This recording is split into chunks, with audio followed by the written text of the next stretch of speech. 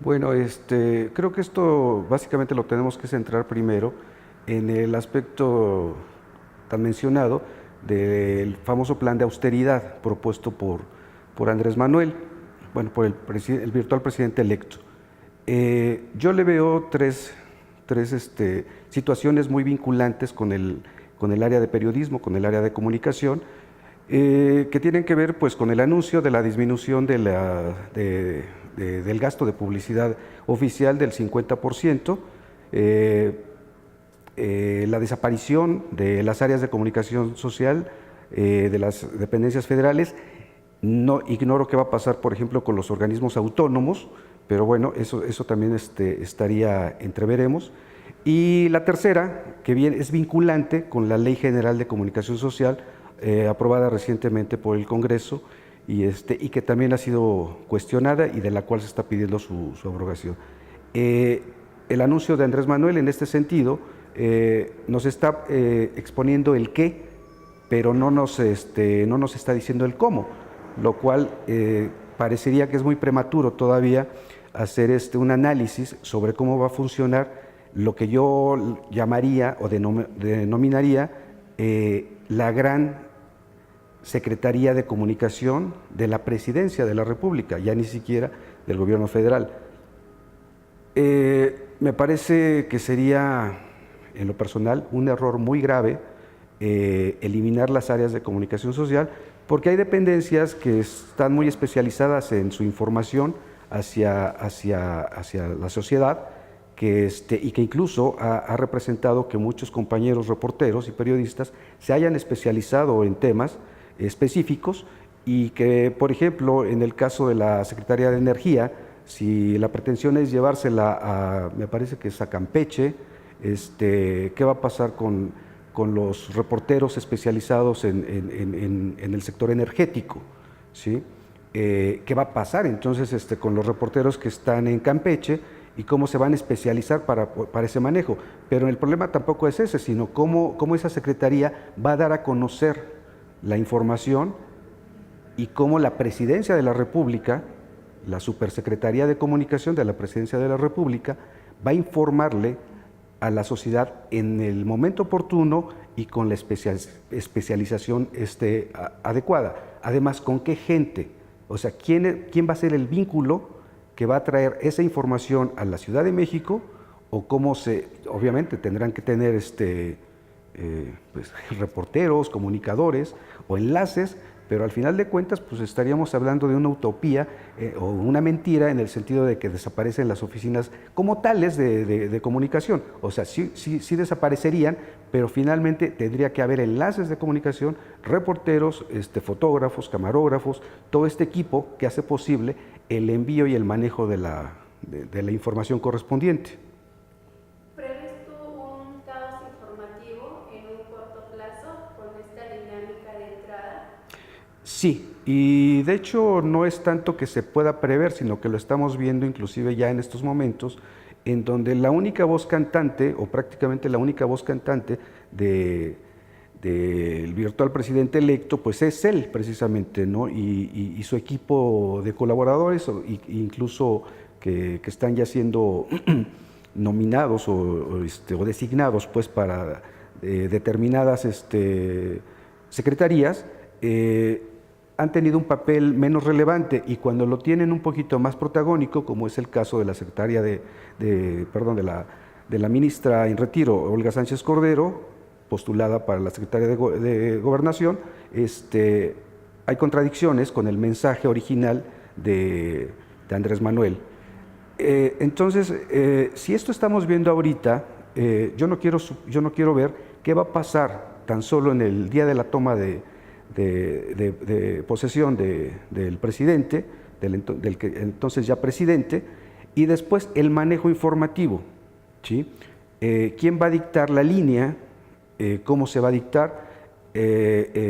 Andrés Manuel ya dio a conocer que va a dar conferencias de prensa matutinas, 6, 7 de la mañana.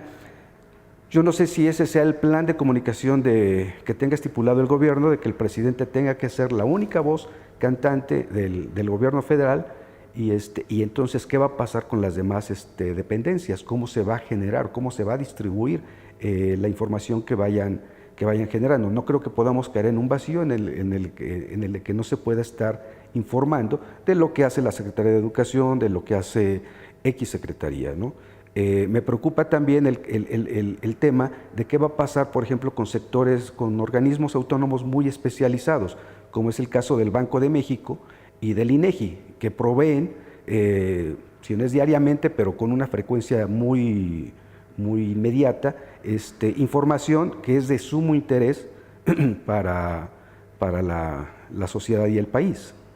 Como profesionista del periodismo, que lo has ejercido durante muchos años, ¿crees que esta nueva dinámica, desde tu punto de vista, se puede calificar como una dictadura informativa, donde solamente él va a opinar, va a decir que va, o al menos eso es lo que ahorita se está viendo, va a decir, va a opinar sobre cada secretaría y va a estar dando reportes al respecto? Yo no quisiera llamarle como dictadura, suena un poquito fuerte el término, ¿no? Pero yo le llamaría un monopolio de la información, una centralización absoluta de la información oficial, y que esto también nos debe llevar a una preocupación todavía mayor, que es los medios de comunicación, su relación con el gobierno. ¿Cómo va a ser? Me parece que esta es una pregunta que vamos a tener que ir descubriendo al paso del tiempo. Yo no quiero creer que el presidente, ya en funciones, se quiera deslindar un poco o desmarcar de los medios de comunicación. ¿A qué me refiero con a esto? A que en un momento dado él al dictar la línea informativa, pues obligue a los medios, y los medios tienen todo el derecho de buscar el otro lado de la información, lo cual en un momento dado, supongo, no le va a gustar al gobierno federal, y de esto ya tenemos una experiencia en el gobierno del presidente Vicente Fox.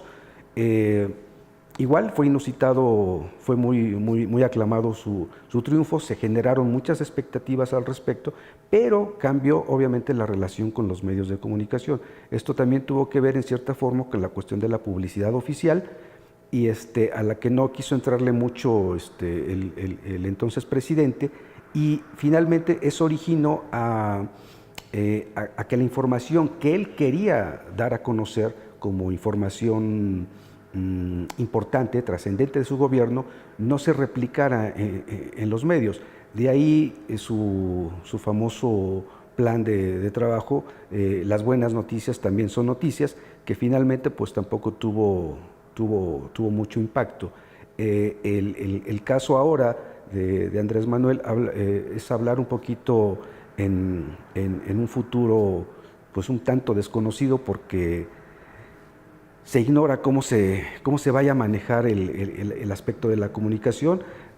Incluso tiene que ver también con la situación de que no quiere utilizar el avión presidencial.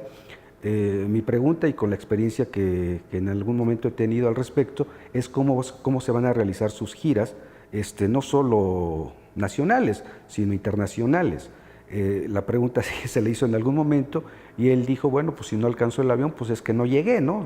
O si el avión se retrasó, pues no llegué y punto. Creo que esa no es la respuesta que un estadista pueda dar a eventos trascendentales, a reuniones que son obligadas como mandatario. Siguiente pregunta. Y de ahí,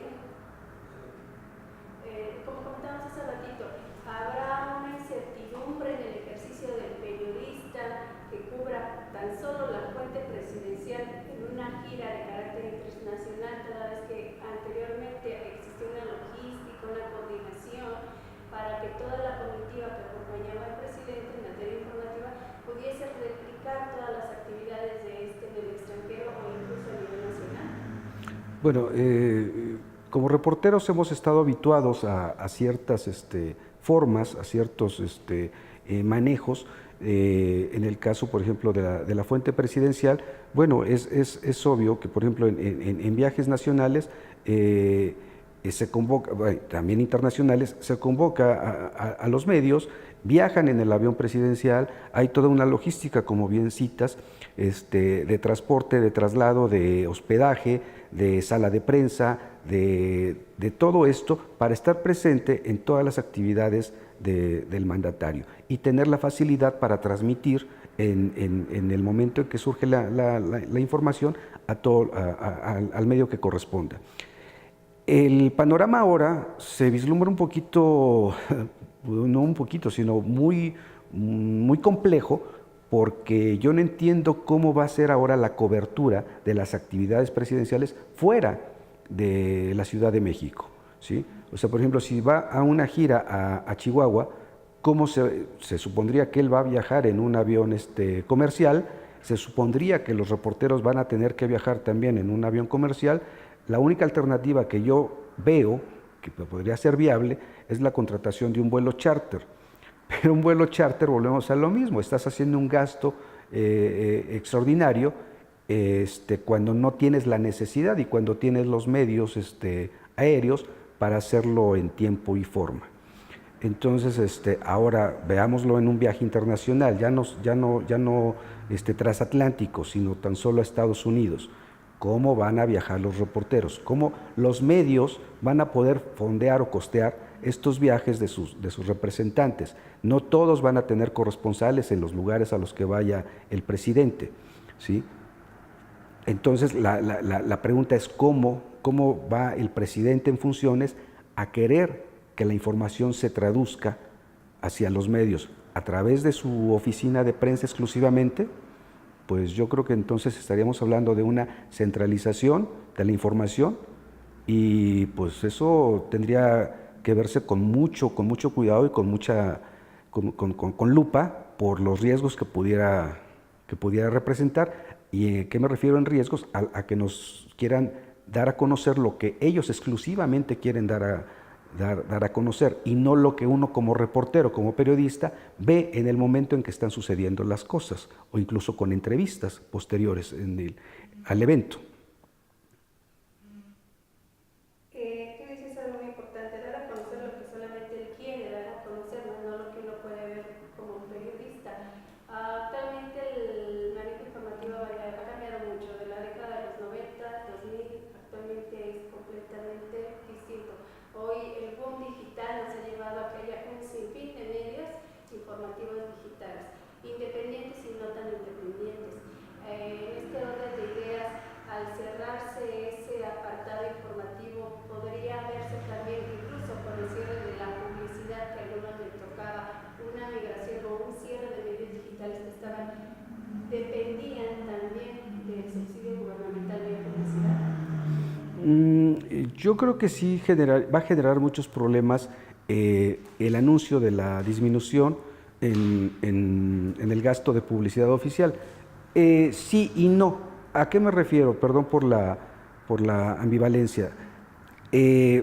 Muchos medios dependen, no quiero decir ni cuántos ni cuáles, muchos medios dependen casi en su mayor parte de la publicidad oficial y estamos hablando inclusive de medios grandes que se les ha canalizado históricamente cantidades muy fuertes de dinero por cuestiones publicitarias derivadas de compromisos o de atenciones o en fin, de muchas cuestiones.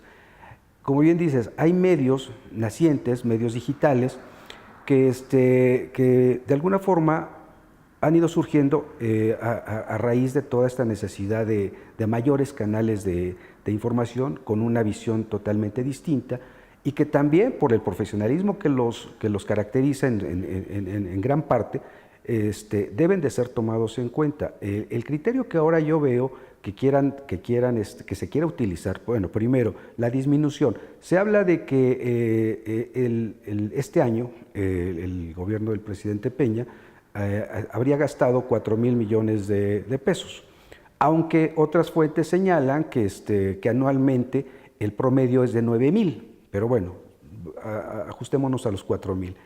Bajo ese parámetro, la lógica nos llevaría a que en 2019 el ejercicio presupuestal estaría sobre los 2,000 millones de pesos, la mitad. a quiénes y cómo se va a canalizar ese dinero. Tenemos también a la deriva una Ley General de Comunicación Social que establece supuestamente dichos parámetros y que establece que se cree un órgano para que pueda verificar la importancia y la validez de cada medio de comunicación, lo cual en teoría suena muy bien, pero en la realidad es muy distinto. Todos sabemos que finalmente quien maneja esos recursos lo hace de manera muy discrecional, lo hace bajo compromisos personales o políticos. El mismo personaje en función, secretario de Estado, director, etcétera, también está vinculado a la asignación de esos dineros por la amistad que tiene con columnistas, reporteros, inclusive directivos. Entonces, finalmente no creo que esa fórmula, que esa decisión pueda cambiar. Cambiará el monto tal vez de los dineros, pero no el destinatario o los destinatarios. Yo no veo que pueda haber un cambio en ese sentido. ¿Por qué? Porque también el gobierno entrante tiene que pagar, perdón por la palabra, facturas pues a algunos medios, algunos periodistas del llamado Círculo Rojo, etcétera, ¿no?